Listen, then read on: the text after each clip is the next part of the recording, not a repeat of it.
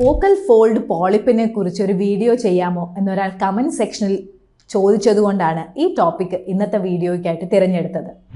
എന്താണ് vocal fold polyp, എന്തുകൊണ്ട് ഇതുണ്ടാവുന്നു, എന്തൊക്കെയാണ് ഇതിൻ്റെ പരിഹാര മാർഗങ്ങൾ, ഇതാണ് ഇന്നത്തെ വിഷയം. ഞാൻ doctor Pebitha, Kozhikode district cooperative ഹോസ്പിറ്റലിലെ ENT സർജനാണ്.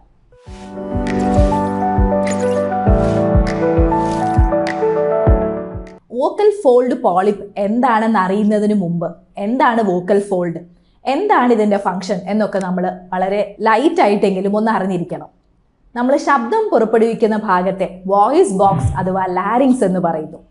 ഈ വോയിസ് ബോക്സിനുള്ളിൽ വി ഷേപ്പിലുള്ള നാര് പോലത്തെ ഒരു ഏരിയയാണ് വോക്കൽ ഫോൾഡ്. ഈ വോക്കൽ ഫോൾഡ് നമ്മുടെ ശ്വാസകോശത്തിൽ നിന്ന് എയർ തള്ളി പുറത്തേക്ക് വരുമ്പോൾ അത് വൈബ്രേറ്റ് ചെയ്യുന്നതനുസരിച്ചിട്ട് ഇത് തുറക്കുകയും അടയ്ക്കുകയും ചെയ്യുന്നു. അപ്പോൾ ഈ വി ഷേപ്പിലുള്ള സ്ട്രക്ചറിനെയാണ് വോക്കൽ ഫോൾഡ് അഥവാ വോക്കൽ കോഡ് എന്നൊക്കെ പറയുന്നത്. അപ്പോൾ ഈ വോക്കൽ ഫോൾഡ് പ്രോപ്പറായിട്ട് ഫങ്ഷൻ ചെയ്യണമെങ്കിൽ 3 കാര്യങ്ങൾ നമുക്ക് വേണം. എയർ തള്ളി വരുമ്പോൾ ഈ വോക്കൽ ഫോൾഡ് താഴെ നിന്ന് തുറന്നു വരണം. ഇത് പുറന്തള്ളപ്പെട്ട് കഴിയുമ്പോൾ ഈ വോക്കൽ ഫോൾഡ് അടയണം. അപ്പോൾ ഇത് അടയുന്ന ഒരു പാറ്റേണിന് മ്യൂക്കോസൽ വേവ് എന്ന് പറയുന്നു. ഈ മ്യൂക്കോസൽ വേവ് കൃത്യമായിട്ട് ഫങ്ഷൻ ചെയ്യണമെങ്കിൽ ഈ വോക്കൽ ഫോൾഡിൻ്റെ അരികുകളൊക്കെ വളരെ പെർഫെക്റ്റ് ആയിട്ടിരിക്കുകയും വേണം.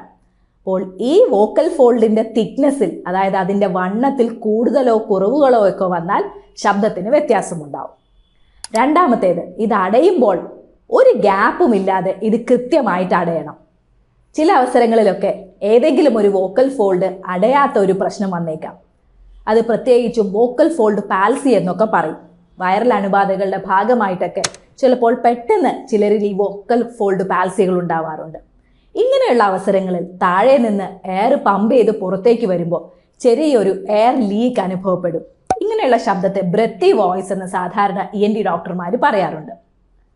മൂന്നാമത്തെ ഒരു പ്രശ്നം, ഈ വോക്കൽ ഫോൾഡിൽ ചെറിയ മുഴകൾ പ്രത്യക്ഷപ്പെടാം. ഇത് ക്യാൻസറസ് ആയിട്ടുള്ള മുഴകൾ ആയിക്കൊള്ളണമെന്നില്ല. ഇതിലാണ് ഈ vocal fold polyp, vocal fold cyst, അതുപോലെ തന്നെ വോക്കൽ നോഡ്യൂളൊക്കെ വരുന്നത്. അപ്പോൾ ഇതൊക്കെ ഈ വോക്കൽ ഫോൾഡിൻ്റെ വൈബ്രേഷനെ ബാധിക്കും. ഇതും ശബ്ദ വ്യത്യാസത്തിനുള്ളൊരു കാരണമാണ്. പിന്നെ ഇതേപോലെ തന്നെ ഈ വോക്കൽ ഫോൾഡിൻ്റെ അരികിൽ ചെറിയ അൾസറുകൾ വരാം. വൈറൽ അണുബാധകളും ബാക്ടീരിയൽ അണുബാധകളൊക്കെ വരുമ്പോൾ ലാരിഞ്ചൈറ്റിസ് വരാം. ഇതൊക്കെ കൂട്ടുന്ന 2-3 ഘടകങ്ങളുണ്ട്. ഒന്ന്, പുകവലി ശീലം. അതുപോലെ തന്നെ വയറിൽ നിന്ന് ആസിഡ് റിഫ്ലക്സ് തികട്ടി വന്ന് നമ്മുടെ വോക്കൽ ഫോൾഡിൻ്റെ പുറത്തത് വീഴാം. അപ്പോൾ ഈ റിഫ്ലക്സും വോക്കൽ ഫോൾഡിൽ പ്രശ്നങ്ങൾ ഉണ്ടാക്കുന്ന ഒന്നാണ്. അപ്പോൾ ഇത്തരം കാര്യങ്ങൾ കാരണം വോക്കൽ ഫോൾഡിൽ വരുന്ന പ്രശ്നങ്ങളെല്ലാം കൂടിയാണ് നമ്മുടെ ശബ്ദത്തിന് ഭയങ്കരമായിട്ടുള്ള വ്യത്യാസം ഉണ്ടാക്കുന്നത്. വോക്കൽ ഫോൾഡിന് നമുക്ക് വയലിൻ്റെ ഒരു സ്ട്രിങ്ങിനോട് കമ്പയർ ചെയ്താൽ ഈ വയലിൻ സ്ട്രിങ് വണ്ണം കൂടുന്നതനുസരിച്ച് ശബ്ദം ഡീപ്പറായിട്ട് വരും. അതുപോലെ തന്നെ വയലിൻ സ്ട്രിങ് മെലിഞ്ഞതാണെങ്കിൽ പിച്ച് കൂടി വരികയും ചെയ്യും. അപ്പോൾ ഈ വോക്കൽ ഫോൾഡിന് വണ്ണം വെച്ചാൽ നമ്മുടെ ശബ്ദം വളരെ ഡീപ്പായിട്ടുള്ളതായിട്ട് തോന്നാം. അതുപോലെ തന്നെയാണ് മറ്റ് പ്രശ്നങ്ങൾ ഉണ്ടാകുന്നത്. അപ്പോൾ നേരത്തെ നമ്മുടെ കമൻറ്റ് സെക്ഷനിൽ ചോദിച്ചതാണ് വോക്കൽ ഫോൾഡ് പോളിപ്പിനെ പറ്റിയാണ് ചോദിച്ചിരിക്കുന്നത്. സാധാരണ ഈ വോക്കൽ ഫോൾഡ് പോളിപ്പ് ഉണ്ടാകുന്നത് പെട്ടെന്ന് നമ്മൾ ഉച്ചത്തിൽ ശബ്ദം എടുക്കുമ്പോഴാണ്. കൂടുതലും മുതിർന്ന ആൾക്കാരിലാണ് ഇത് കൂടുതലായിട്ട് കാണാറ്. അതിൻ്റെ കാരണം എന്താണെന്ന് വെച്ചാൽ പെട്ടെന്ന് അമിതമായിട്ടുള്ള ശബ്ദത്തിൽ നമ്മൾ ഷൗട്ട് ചെയ്യുക, ഏതെങ്കിലും ഒരു സംഗീത പരിപാടിയോ അതല്ലെങ്കിൽ ക്രിക്കറ്റോ മറ്റോ നടക്കുമ്പോൾ ആർത്ത് വിളിച്ചു കൂക്കിയിടുക. ഇത്തരം പ്രശ്നങ്ങളാണ് വോക്കൽ ഫോൾഡ് പോളിപ്പിനെ പ്രസിപ്പിറ്റേറ്റ് ചെയ്യുന്നത്. വോക്കൽ ഫോൾഡ് പോളിപ്പ് നമ്മൾ കമ്പയർ ചെയ്യുന്നത് പലപ്പോഴും വോക്കൽ ഫോൾഡ് നോഡ്യൂളുമായിട്ടാണ്. വോക്കൽ ഫോൾഡ് നോഡ്യൂൾ കൂടുതലും കുറേ നേരം ശബ്ദം ഉപയോഗിക്കുന്ന ആൾക്കാരിലാണ് വരുന്നത്. പ്രത്യേകിച്ചും ടീച്ചേഴ്സിലൊക്കെ കൂടുതലായിട്ട് കാണാറുണ്ട്. വളരെ ഉച്ചത്തിൽ ഷൗട്ട് ചെയ്യുന്ന കുഞ്ഞുങ്ങൾ രാവിലെ മുതൽ വൈകിട്ട് വരെ കലബലാന്ന് സംസാരിക്കുന്ന കുട്ടികളിലെ വോക്കൽ നോഡ്യൂൾ കാണാറുണ്ട്. എന്നാൽ ഇത് രണ്ടിൻ്റെയും ലൊക്കേഷൻ വ്യത്യാസമാണ്. വോക്കൽ ഫോൾഡ് നോഡ്യൂൾ സാധാരണഗതിയിൽ കാണുന്നത് 2 വോക്കൽ ഫോൾഡിലും കാണാം. അതുപോലെ തന്നെ ഈ വോക്കൽ ഫോൾഡിന് നമ്മൾ 3ആയിട്ട് തിരിച്ചു കഴിഞ്ഞാൽ അതിൻ്റെ മുൻഭാഗത്തിലെ 1/3 ഭാഗവും പിന്നിലുള്ള 2/3 ഭാഗവും മുട്ടുന്ന ഭാഗത്താണ് വോക്കൽ ഫോൾഡ് നോഡ്യൂൾ ഉണ്ടാവുന്നത്. എന്നാൽ വോക്കൽ ഫോൾഡ് പോളിപ്പ് കൂടുതലും ഒരു വോക്കൽ ഫോൾഡിലേ ഉണ്ടാവാറുള്ളൂ. അത് ഹെമറാജിക് പോളിപ്പ്, അതായത് പെട്ടെന്നുള്ള ഷൗട്ടിങ് കാരണം അതിലേക്ക് രക്തമൊക്കെ ഉണ്ടാവുമ്പോൾ വരുന്ന പോളിപ്പാണെങ്കിൽ അത് വളരെ ചുവന്നിരിക്കും. അത് ഒരു വോക്കൽ ഫോൾഡിൽ മാത്രം ഉണ്ടാവും. അത് വോക്കൽ ഫോൾഡ് അടയാനുള്ള ഒരു രീതിക്ക് തടസ്സം നിൽക്കുകയും ചെയ്യും. അതുകൊണ്ട് തന്നെയാണ് ശബ്ദ വ്യത്യാസം ഉണ്ടാകുന്നത്.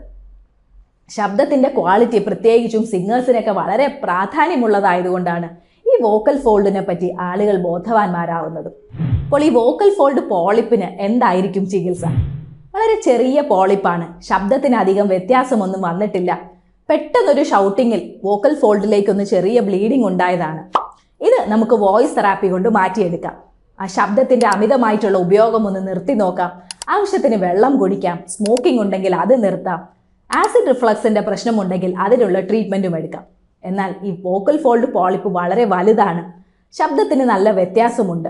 ഇങ്ങനെയൊക്കെയാണെങ്കിൽ മൈക്രോ ലെറിഞ്ചൽ സർജറി ഉപയോഗിച്ച് ഈ വോക്കൽ ഫോൾഡ് പോളിപ്പിനെ നമ്മൾ നീക്കം ചെയ്യേണ്ടി വന്നേക്കാം. അത് കഴിഞ്ഞും കൃത്യമായിട്ടുള്ള ശബ്ദത്തിൻ്റെ ഉപയോഗം വളരെ പ്രധാനമാണ്. ഒരിക്കലും തൊണ്ട ഡ്രൈ ആവാത്ത വിധത്തിൽ വെള്ളം ധാരാളം കുടിച്ച് കൃത്യമായിട്ടുള്ള വോയിസ് തെറാപ്പിയിലൂടെ നമുക്ക് വീണ്ടും ഈ പ്രശ്നം വരുന്നതിനെ പരിഹരിക്കാനും സാധിക്കും. ഇതിൽ നമ്മൾ മനസ്സിലാക്കേണ്ട മറ്റൊരു കാര്യം, vocal fold nodule, vocal fold cyst, അതുപോലെ തന്നെ വോക്കൽ ഫോൾഡ് പോളിപ്പ്, ഇതൊന്നും ക്യാൻസറുകളായിട്ടുള്ള പ്രശ്നങ്ങളല്ല. അപ്പോൾ ഇത്തരം കാര്യങ്ങളാണ് വോക്കൽ ഫോൾഡ് നോഡ്യൂളിനെ പറ്റിയും പോളിപ്പിനെ പറ്റിയും ഒക്കെ നമ്മൾ മനസ്സിലാക്കി വെക്കേണ്ടത്. വളരെ ഉച്ചത്തിൽ ദേഷ്യപ്പെടുന്ന ഒരു ഫ്രണ്ടോ ഫാമിലി മെമ്പറോ നിങ്ങൾക്കുണ്ടെങ്കിൽ ഈ വീഡിയോ ഒന്ന് ഷെയർ ചെയ്യുക. എൻ്റെ ഈ വീഡിയോ ഇഷ്ടപ്പെട്ടെങ്കിൽ എൻ്റെ വീഡിയോ ഒന്ന് ലൈക്ക് ചെയ്യുക, എൻ്റെ ചാനൽ സബ്സ്ക്രൈബ് ചെയ്യുക, കമൻറ്റുകൾ രേഖപ്പെടുത്തുകയും ചെയ്യണേ.